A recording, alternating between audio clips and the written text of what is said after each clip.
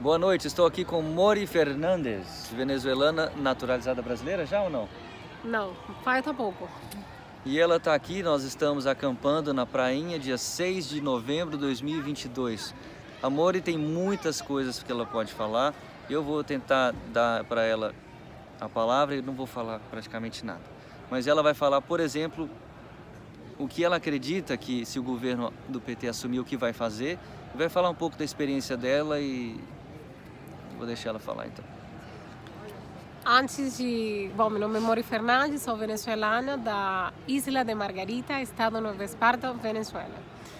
Antes do contrário ao Bolsonaro assumir, eu deixei um registro, porque eu falava para os próprios bolsonaristas que ele ia assumir o poder e as pessoas não acreditavam sequer que ele ia ganhar. Por causa da incredulidade e pela experiência que os venezuelanos já temos, eu falei nas redes sociais, eu deixei 3 semanas antes uma lista do que poderia acontecer e uma semana antes das eleições, quem seria o candidato ganhador. Não porque eu tenho um ser divino que fala, senão pelos sinais que já ele vinha apresentando e como iam acontecendo as coisas, que me dava aquela certeza de que esse seria o presidente eleito. E foi assim, ele ganhou. O passo que segue, tomara que o que se está fazendo aqui agora, onde nós estamos nesse momento, Sim.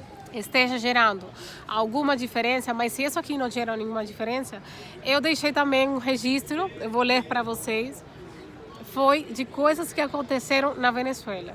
E falando que isso pode acontecer muito mais rápido do que foi o acontecimento lá na Venezuela, por causa de que esse candidato candidato eleito, já ele tem um histórico de reinado, de mandato aqui no Brasil. Então, a primeira coisa é que já nós venezuelanos, a diferença de vocês brasileiros, estamos sentindo um pré-governo daquele que seria o presidente. Sim. Por quê? Porque eu falei isso muito a futuro, mas é uma coisa que já está acontecendo. Teremos um controle nos meios de comunicação, mas eu falei isso aqui para quando ele assumisse, coisa que está acontecendo muito antes, o que eu estou chamando como o pré-governo do Lula. Haverá vingança sobre qualquer um que não apoiou ele. Desculpa interromper, mas Nicolas Ferreira, Carla Zambelli foram silenciados nas mídias sociais ontem e hoje, né? Nos últimos 2 dias. Ontem e hoje vem uma censura nas redes. Tem vários outros. O Gustavo Lima foi censurado também, eu nem sabia. A própria pastora artista. André Valadão. Tudo aquele que se atreva sequer a emitir uma opinião contrária ao pensamento do futuro governo vai ser punido de alguma forma.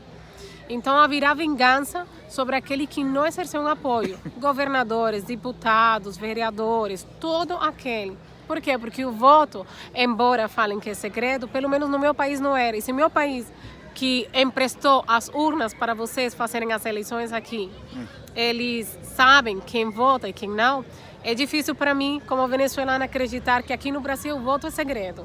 Talvez seja o voto segredo na ética, mas no protocolo não é segredo. Todos eles sabem quem votou em quem. Se criará clandestinamente um grupo de paramilitares que na Venezuela são conhecidos como os Tupamaros, ou seja, são aqueles que vão fazer o trabalho sujo do governo.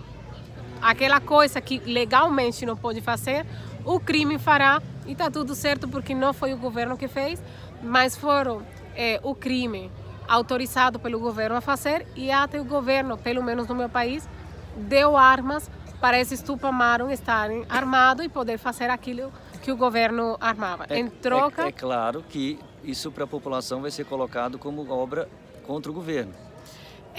Isso vai ter uma aparência de que não é. Mas Sim. Na Venezuela já ficou muito claro que os Tupamaros, aquele grupo paramilitar, eles trabalham para o governo, que é o lado escuro do governo. Quanto tempo demorou para a população, para ficar óbvio isso para todo mundo?